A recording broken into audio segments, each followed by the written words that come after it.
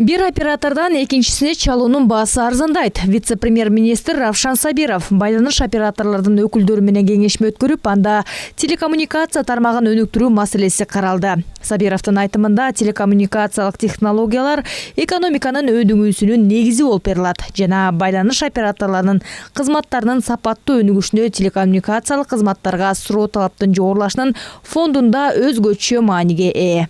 Бүгүнкү күндө интернет жана байланыш жарандарында жалпы өлкөнүн жашоосунун ажырагыс бөлүгү болуп саналат. Биз тармактын өнүгүшүнө өзгөчө көңүл бурушубуз керек. Анын ичинде бүткүл республика боюнча телекоммуникация кызматтарынын жеткиликтүүлүгүн жогорулатуу жана кызмат көрсөтүүлөрдүн сапатын көтөрүү. Ошондой эле 5-муундагы 5G уюлдук байланышты жайылтуу шарт. Бүгүнкү күндө радио жыштык спектрин пайдаланууга лицензиялары бар компаниялар келишимдик негизде 3-чү юридикалык жактарга берүү практикасын жүзөгө ашырып келүүдө. Ошол эле учурда алар өзлөрүнүн тармактарын өнүктүрбөй, чектелген ресурсту гана карманып жүргөнү эч кимге жашыруун эмес. Ошондуктан баардык байланыш операторлорун радио жыштык ресурсун белгиленген стандартка ылайык натыйжалуу пайдаланууга чакырам. Можно добиться развития отрасли телекоммуникация. Буга кошумча өкмөт тарабынан ар кандай байланыш операторлорунун ортосундагы туташуу үчүн тарифтик төлөмдөрдү төмөндөтүү каралып жаткандыгын. Буга ылайык 3 сом 50 тыйын болгон тариф 2021-жылдан баштап 1 сомго чейин төмөндөй турганы кабарланды.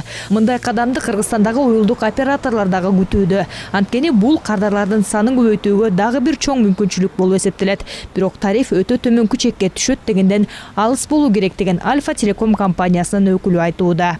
Да, в ближайшее время можно. Биздин компания бир орунда токтоп калбаганга аракет кылып келет. Анткени башка мамлекеттер инновациялык чечимдерди тезинен кабыл алып, жаңы технологияны колдонууга өтүп келе жатышат. Алардын арасында биз дагы иш алып баруудабыз. 5G тармагы келечекте сөзсүз кириши керек. Бул жөнөкөй адамдардын жашоосун жеңилдетет жана дүйнө менен жакын болуусуна шарт түзмөкчү. Анан албетте сапаттуу байланышты камсыздайт. Азыркы тапта пандемияга байланыштуу тесттик режимдеги иштер убактылуу токтоп турат.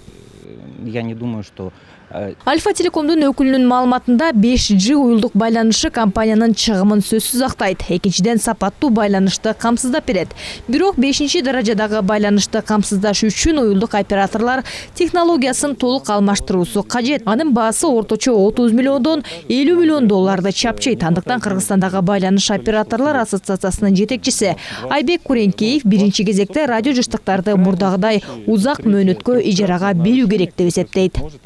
Бүгүнкү күндө Кыргызстанда 4G уюлдук байланышы дагы деле актуалдуу. Эл арасында дагы өтө популярдуу. Ошондуктан 5G тармагына эл арасында аябагандай чоң муктаждык жок. Бирок албетте Кыргызстан дүйнөлүк чоң чакырыктардан артта калбашы керек. Радио жыштыктардан кийин рыноктогу ар бир уюлдук оператор 5G ишке киргизүү үчүн чоң каражат салууга тийиш. 2025-жылга чейин 30-дан 50 миллион доллар сарпталат. Албетте биринчи кезекте чоң шаарларга, кийин аймактарга жетет деп ойлойм. Ошондуктан жыштыктарды 10 жылдан кем эмес мөөнөттө ижарага берүү керек.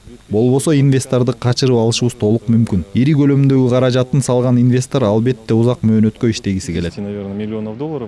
Эксперттердин айтуусунда Кыргызстан уюлдук байланыштын сапаты боюнча жогорку сапта турат. Бийик тоолуу жерде жайгашканына карабай, Индиядан кийинки эле сапаттуу байланыш менен камсыздаган мамлекет болуп эсептелет. Бүгүнкү күнү Кыргызстанда 2G, 3G, 4G уюлдук байланыштар бар. Ал эми кошуна мамлекеттер 5G тармагын тесттик режимде сынап жатат.